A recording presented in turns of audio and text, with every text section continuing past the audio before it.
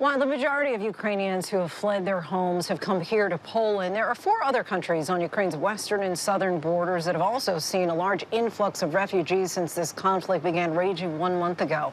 So ABC's Maggie Rullie traveled along that border to see how those countries are opening up and the concern about what comes next.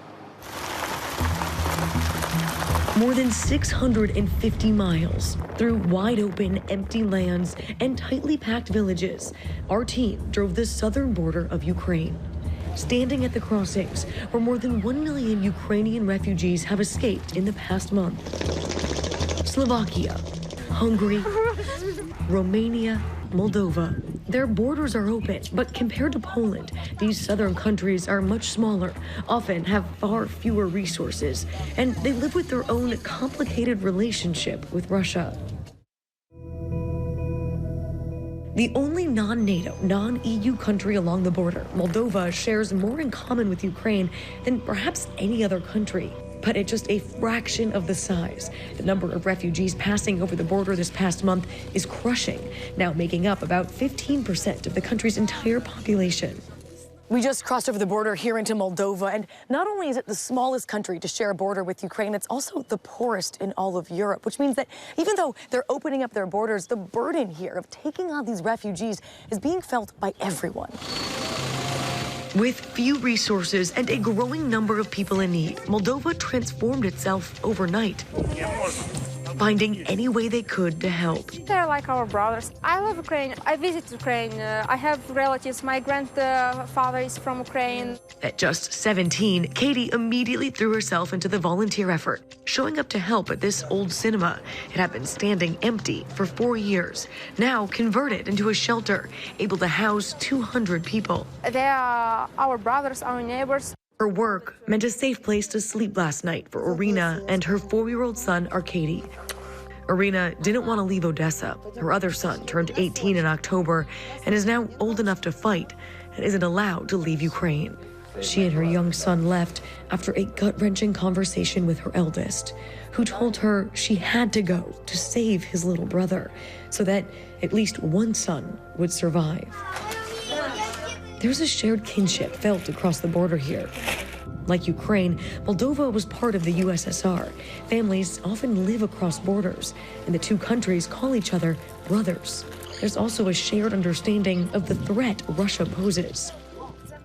Perhaps no other country can really empathize with the fear of Russian aggression better than Moldova, a former Soviet country. It only became independent in 1991. There are attacks happening in Odessa right now, less than 40 miles from its border. And years ago, Russia took over a part of the country, an area called Transnistria, just about an hour from us here in the capital. So many people here tell us they're watching what happens in Ukraine and are living in fear of what could happen to them next.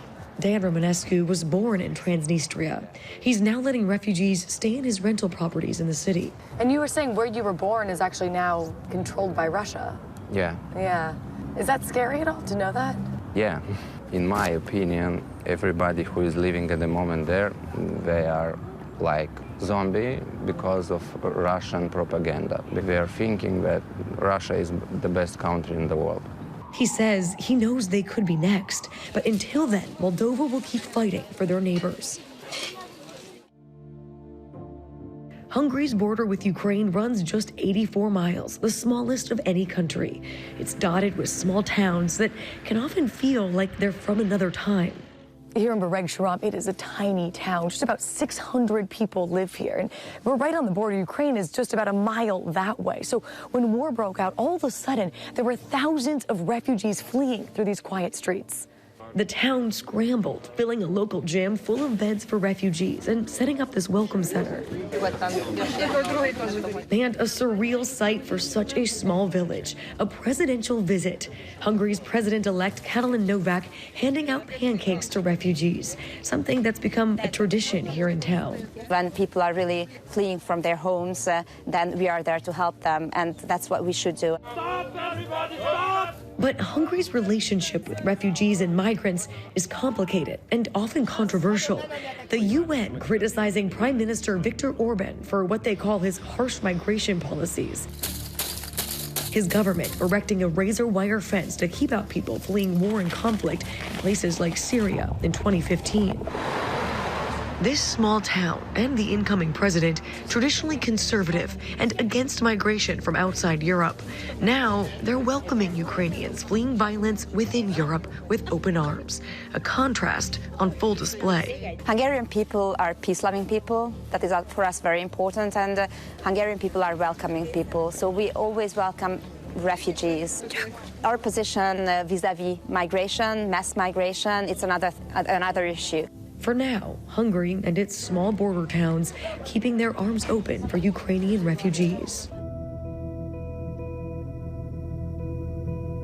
Romania's border with Ukraine stretches 381 long and often empty miles.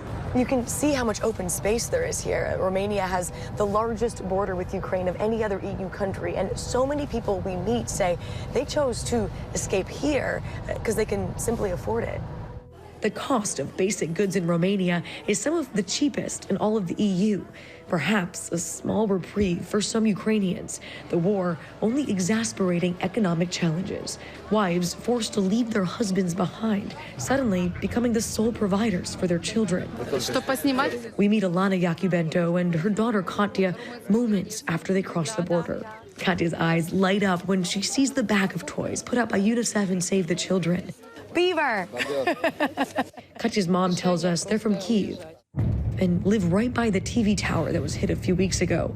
When one of Katya's classmates was killed, she knew it was time to go. UNICEF says more than half of all Ukrainian children have been forced to flee their homes. Some, often teenagers, come alone. They've set up blue dot safety points along the borders, making sure all kids and families know they have a safe place to go. The border is just about 100 yards up that way, and the blue dot is like one of the first things that families see when they cross the border. Why is that so important? It is important because they can be informed here about the children, the protection, not to be in a risk. Katya's one of the lucky ones. She left with one of her parents. They're safe now, but their hearts are torn. Katya's dad had to stay back in Kyiv. She FaceTimes him to let him know they made it safely to the other side. Katya clutching her new stuffed animal the entire time. Less than a mile from the Ukrainian border in Slovakia, Father Pavel Novak welcomes us into his church. It's so beautiful. A beacon of faith built by this small community years ago. He says its doors are now open to refugees fleeing from Ukraine, regardless of their beliefs. Since the start of the war, Father Pavel's welcomed more than 100 refugees, giving them a home in this former school nearby. When we visit, 34 people are living here, many fleeing from Ukraine's hard-hit east. Are these your kids? Yes. Alona escaped here with her sister-in-law Anastasia and their kids from Kyiv. They both had to leave their husbands behind. But seeing their kids now, laughing and playing with their cousins, it's here, she says, with Father Pavel, that she finally found peace. Spooky. It's one of 24 homes that this small region has opened up. Everything inside donated by locals. Kirill and his mom Anastasia share this small room with her friend Victoria. They're now safe, waiting here until they figure out where they can move next. But for Victoria, her heart is torn. Her entire family was left behind. Hello. She says she's grateful Father Pavel let her keep her dog with her. It's the only piece of home she now has. No puppy. Father Pavel offering what little happiness he can. He tells us how in Orthodox Christianity, the sermons are always sung, and as the sun sets, he prays for all of those who pass through these doors. This is where they come to forget the pain, the suffering, the bad thoughts that they have. Here, they can really feel the peace. His house of worship, so close to the chaos of war, offering what feels like a brief moment away from it all. As the numbers of those fleeing continue to grow and fears of a second, even larger wave of refugees loom, many worry that these small countries may not remain so welcoming. But for now, we find countries opening up their doors and their hearts to their neighbor.